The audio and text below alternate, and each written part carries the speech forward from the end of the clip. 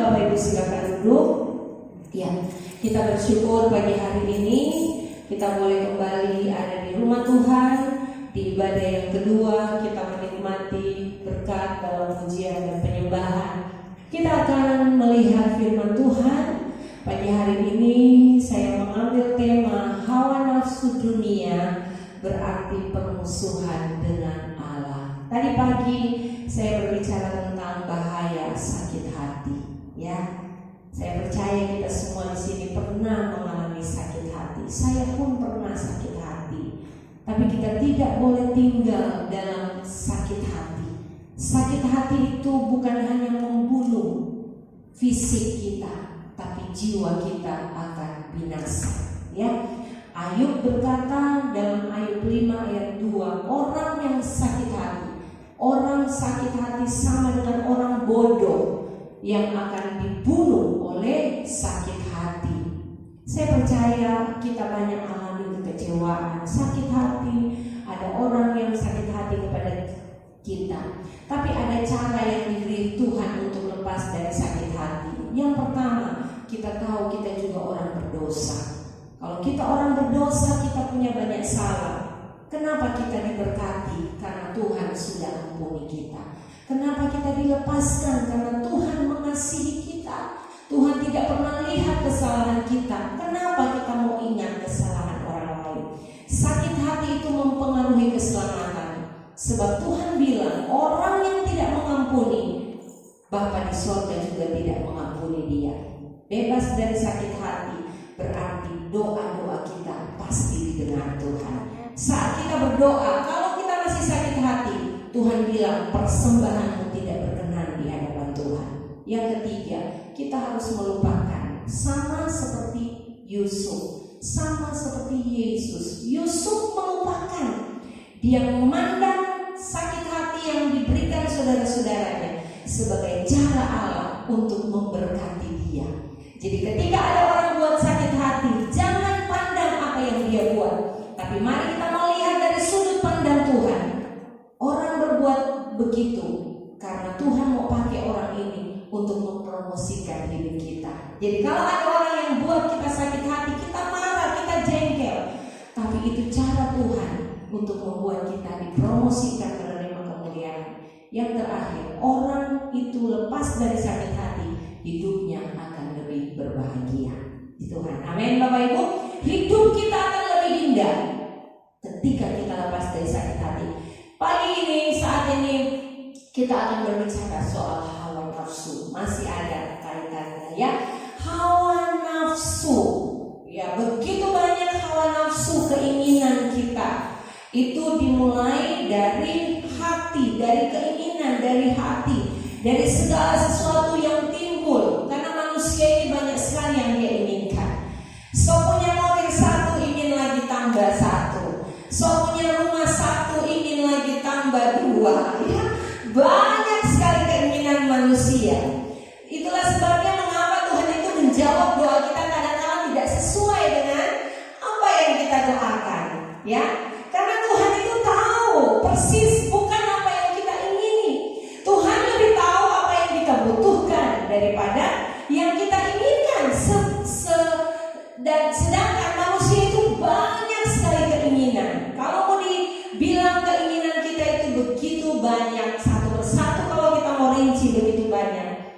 Dan ini kalau tidak bisa dikendalikan akan naik terus sampai akhirnya hawa nafsu dunia. Keinginan kita itu akan menguasai kita. Dan itu yang membuat kita menjadi bermusuhan dengan Tuhan. Ini bahaya Bapak Ibu. Orang kalau memiliki hawa nafsu yang tidak bisa dikendalikan, berarti dia menjadikan dirinya musuh Allah. Mari kita buka Yakobus pasal 4. Kita baca mulai ayat 1 sampai ayat 4 saja. Dan kita akan melihat, ya. Yakobus 4 ayat 1. Mari kita perhatikan. Mari kita baca sama-sama ayat ini secara bergantian Bapak Ibu. Ya, saya baca ayat ganjil, Bapak Ibu baca ayat genap, dan ayat 4 kita baca bersama-sama. Saya baca, Bapak Ibu ayat 2, ya. Dari manakah datangnya sengketa dan pertengkaran di antara kamu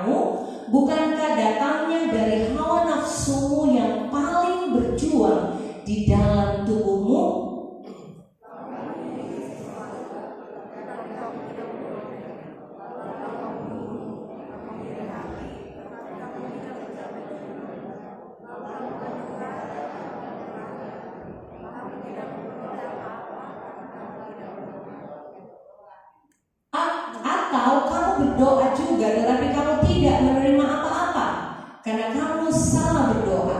Sebab yang kamu minta itu hendak kamu habiskan untuk memuaskan hawa nafsumu. Sama-sama. Hai kamu orang-orang yang tidak setia, tidakkah kamu tahu bahwa persahabatan dengan dunia adalah permusuhan dengan Allah? Jadi barang siapa hendak menjadi sahabat dunia ini, ia menjadikan dirinya musuh Allah. Puji Tuhan. Saat kita bersahabat dengan dunia, kita dikuasai oleh hawa nafsu, berarti kita menjadikan diri kita musuh Allah.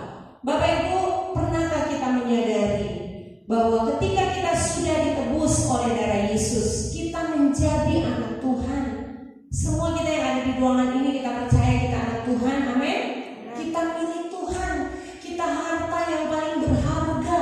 Kita sudah diselamatkan dari sekian banyak orang yang berdosa. Tuhan pilih saya dan saudara itu karena kasih karunia-Nya.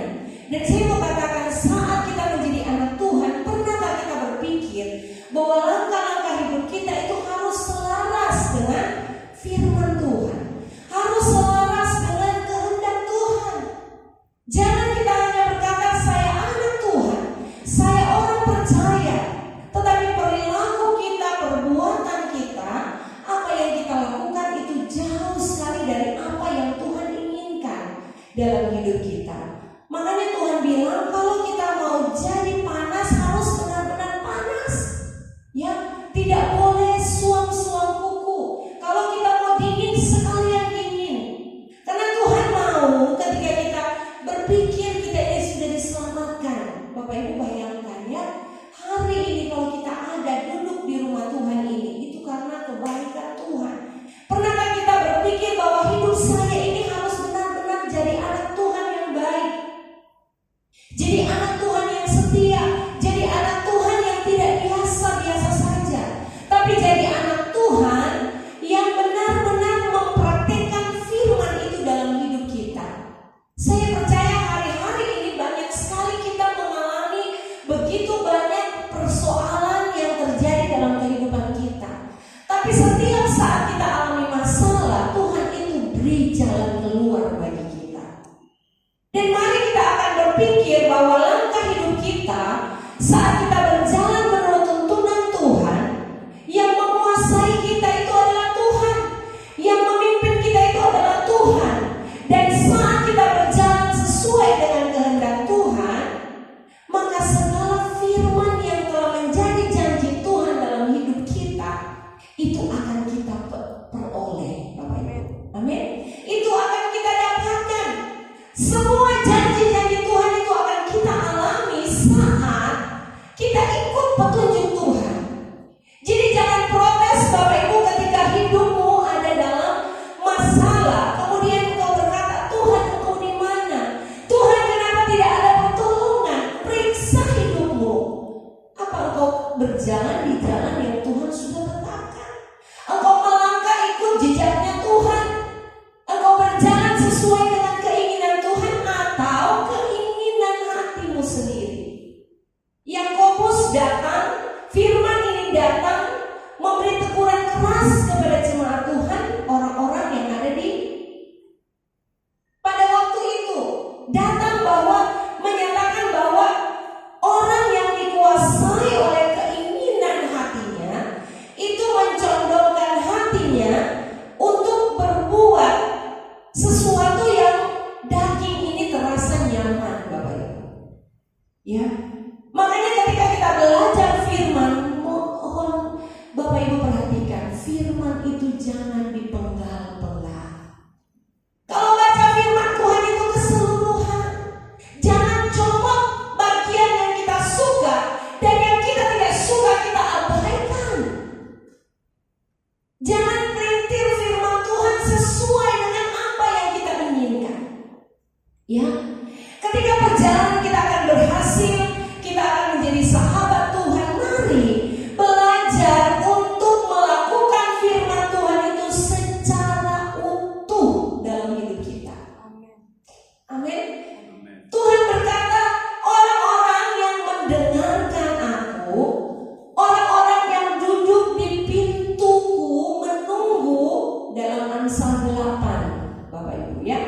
Di sana Tuhan bicara tentang orang-orang yang menanti-nantikan Tuhan setiap saat. Artinya orang-orang yang selalu rindu mendengar petunjuk Tuhan, perjalanannya akan berhasil.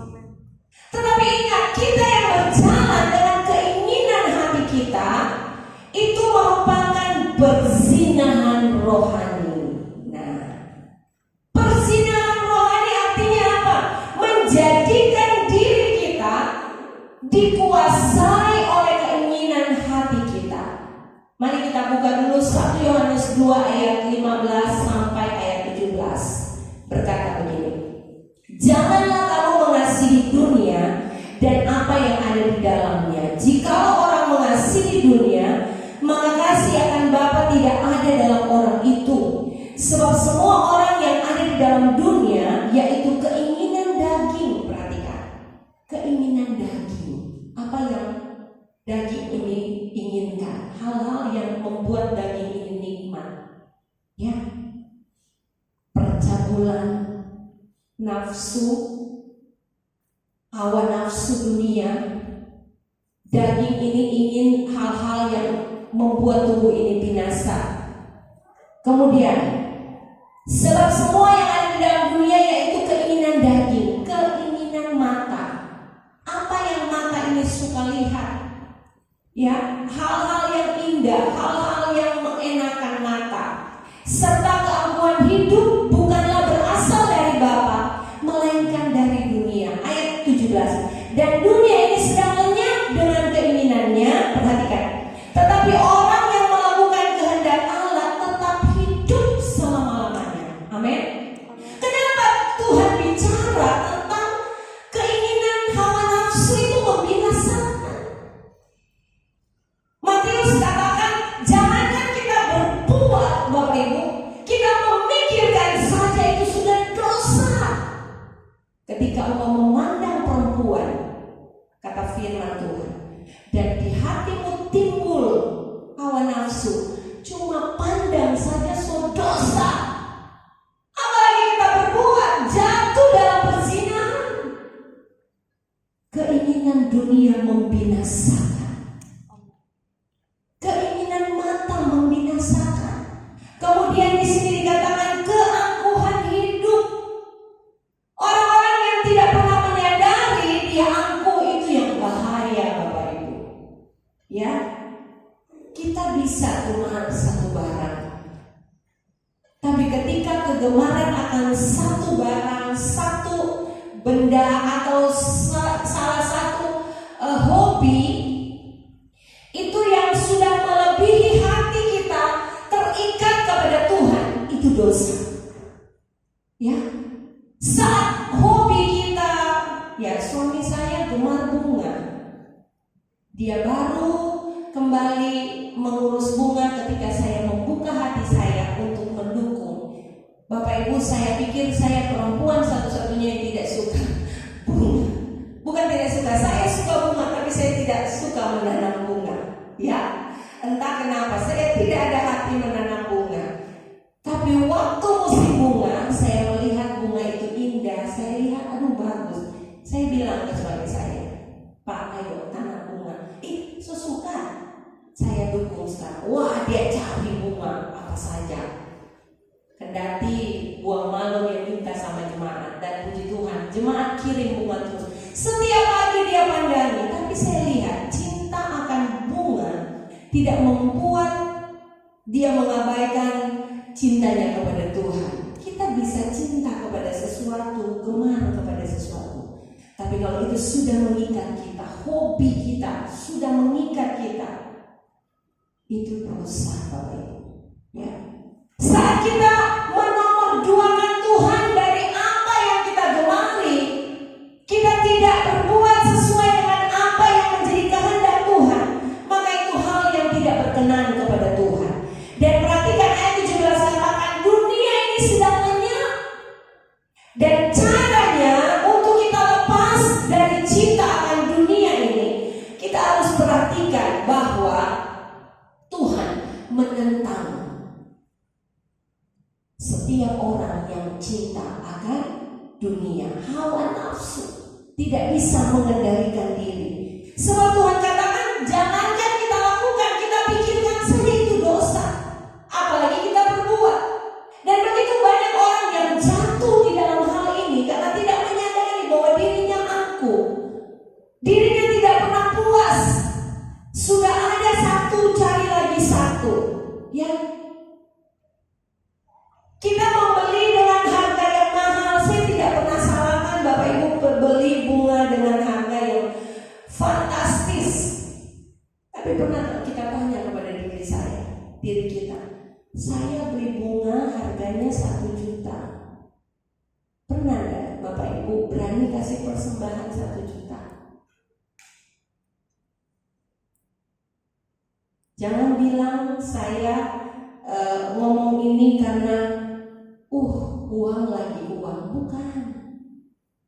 Tapi pernahkah kita bicara kepada diri kita ketika kita berani bayar sepeda 30 juta, 40 juta untuk hobi sekarang bersepeda? Pernah gak kita ingat orang-orang yang susah, yang tidak ada makanan, yang hari-hari ini menderita? Pernah gak kita ingat pekerjaan Tuhan begitu luas, ada jiwa-jiwa yang haus dan lapar? Kita beri persembahan 30 juta untuk mereka yang membutuhkan. Kita beri persembahan 30 juta untuk pekerjaan Tuhan. Karena menaikkan prestis kita, keangkuhan kita, kita tunjukkan kepada orang, saya mampu juga beli, bahkan lebih mahal dari yang kamu punya. Hati-hati Bapak Ibu. Kita tidak pernah menyadari bahwa keangkuhan itu sudah hinggap dalam hidup kita. Apa yang kita berikan kepada Tuhan dengan segenap hati, itu Tuhan tahu. Yang paling kecil pun Tuhan tahu Bapak Ibu. Mari kita perhatikan di sini. Bapak Ibu lihat ayat yang ketiga dari Yakobus 4 tadi. Saya baca. Kita lihat Tuhan itu tahu. Atau kamu berdoa juga, tetapi kamu tidak menerima apa-apa, garis bawahi, karena kamu salah berdoa. Sebab yang kamu minta itu hendak kamu habiskan untuk memuaskan hawa nafsumu. Amin. Bapak Ibu, dimana Tuhan memberkati kita, kita tahu gak tujuannya apa? Tujuan Tuhan memberkati kita untuk apa? Matius pasal 28 ayat yang ke-19-20. Pergilah kamu, jadikan semua bangsa muridku. Jadikan semua bangsa, jadikan semua orang murid Tuhan. Dengan cara apa? Kita menabur kasih, kita menabur kebaikan. Orang bisa mengenal Yesus bukan hanya dari pemberitaan firman, tapi dari perilaku Tuhan. Orang percaya yang hidup di dalam firman, di dalam kasih, menabur kebaikan. Dan banyak orang yang akan diselamatkan, percaya kepada Yesus.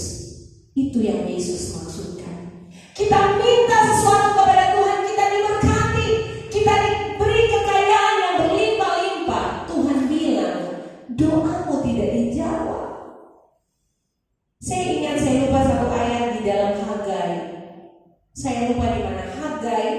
Tuhan bilang begini, kamu menabur banyak, tapi kamu menuai sedikit.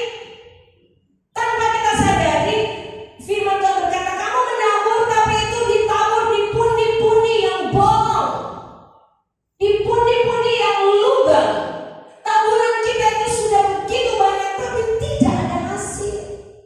Karena kenapa? Tuhan tahu motivasi kita. Ketika kita berdoa, ketika kita melakukan, ketika kita memberi, apapun yang kita lakukan itu Tuhan tahu Bapak Ibu.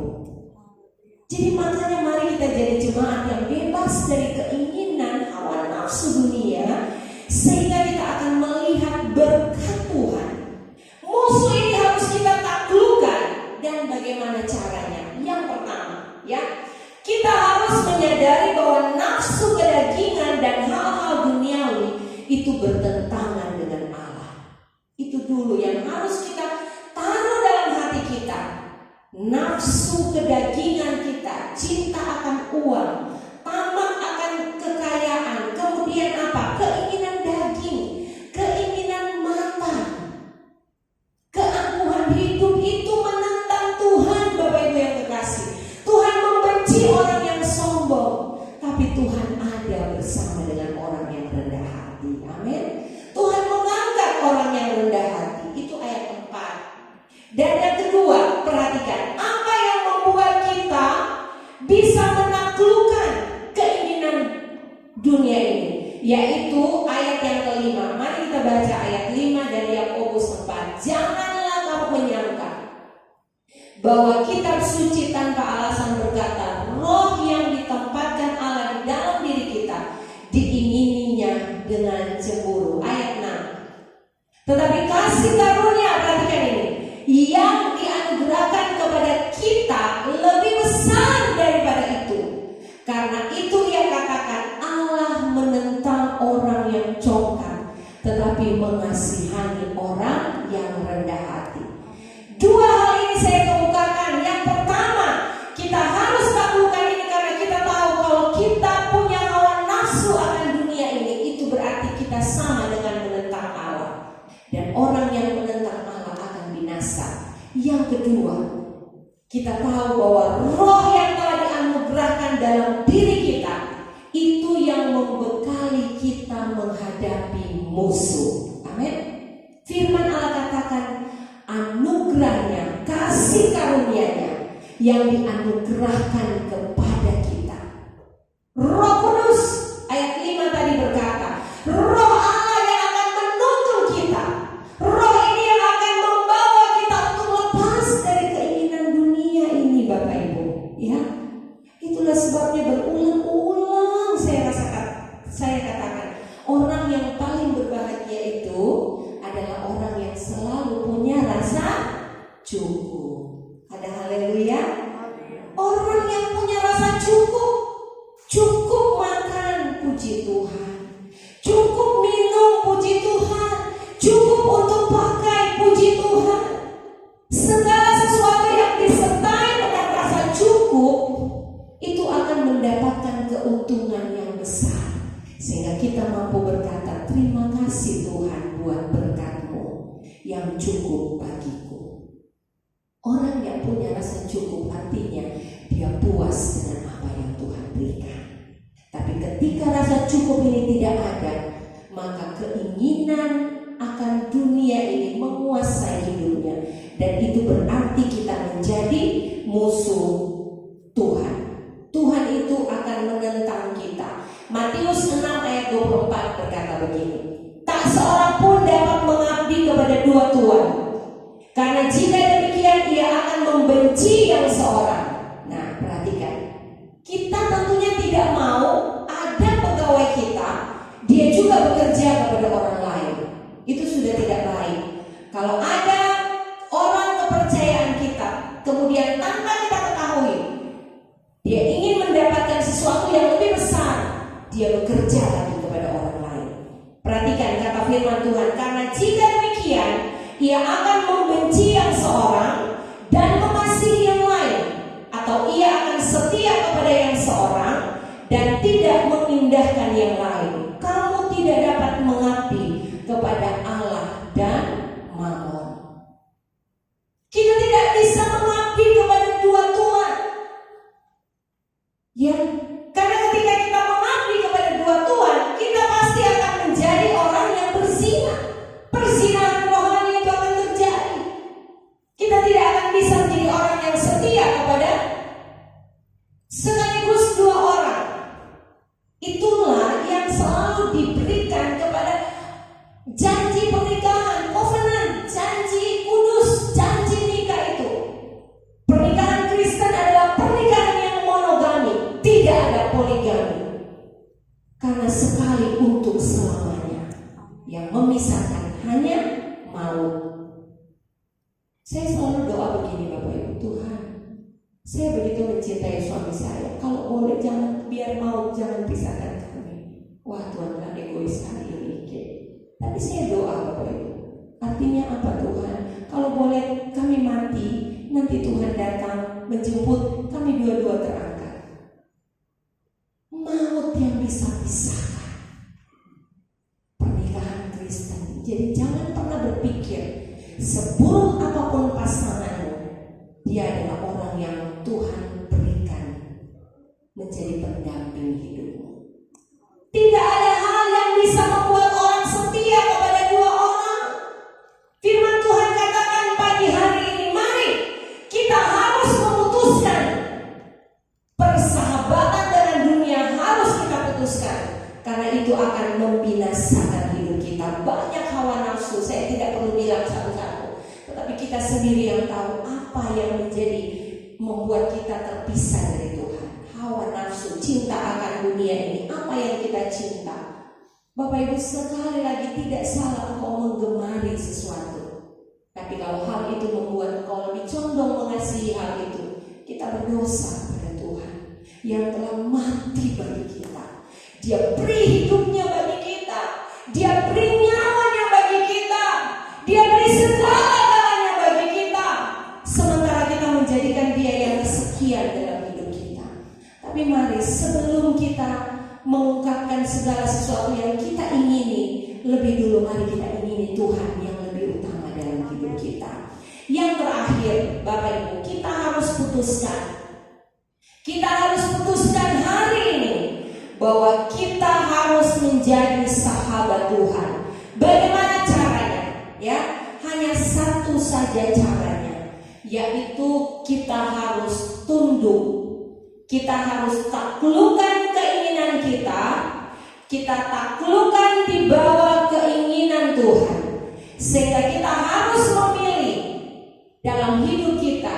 Cinta akan Tuhan itu menghanguskan aku, kata Daud. Cinta kepada rumah Tuhan. Pernah enggak kita berpikir, oh saya ini rindu sekali, saya rindu ada di hadirat Tuhan. Saya selalu Bapak Ibu, selalu saya mengalami Tuhan itu bukan nanti saat berdoa, bukan nanti saat ada dalam persekutuan, bukan. Tapi saya mengalami Tuhan itu kadang-kadang saya bilang Tuhan itu begitu membuat aku kagum. Kadang-kadang saya sementara jalan bersama suami di dalam mobil, kami sementara besuk, kami sementara ada di mana saja, ketika Tuhan itu mengingatkan betapa aku cinta kamu anakku. Tuhan memperlihatkan keadaan dunia, Tuhan memperlihatkan keadaan manusia. Tiba-tiba cinta akan Tuhan itu menghanguskan saya dan membuat saya jatuh remuk hati, tersungkur di hadirat Tuhan. Kita akan mengalami hal-hal itu Bapak Ibu, tanpa kita sadari. Ketika cinta akan Tuhan itu datang dalam hidup kita, kita akan menjadi orang yang begitu ringan untuk melangkah, sekalipun saat itu kita ada di tengah-tengah kesesatan. Daud berkata, cinta akan rumah Tuhan. Dia rindu, dia ungkapkan kerinduannya.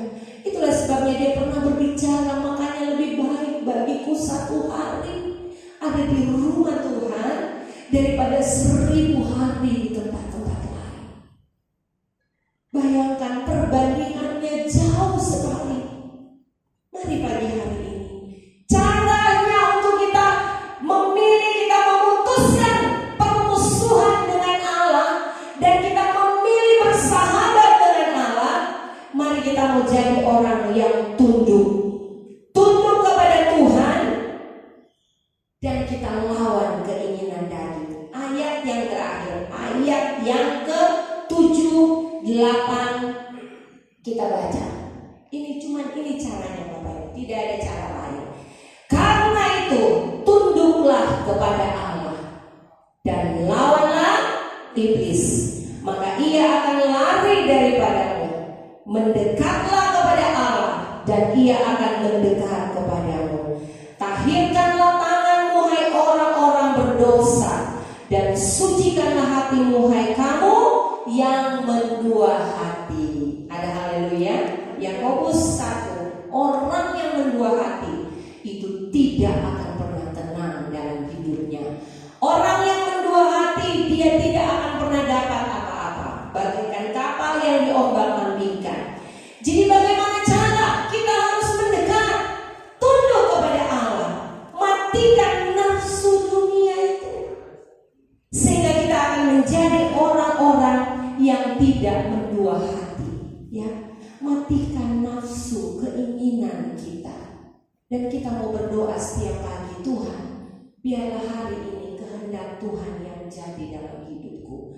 Biarlah pagi hari ini sebelum saya buka toko, sebelum saya buka gudang, sebelum saya pergi ke kantor, sebelum saya memulai usaha saya, biar keinginan Tuhan yang terjadi, biar kehendak Tuhan yang tuntun, sehingga keinginan hatiku tidak menguasai aku, sehingga berkat Tuhan itu akan selalu baru setiap hari saat perjalanan hidup kita dituntun, dipelihara oleh Tuhan.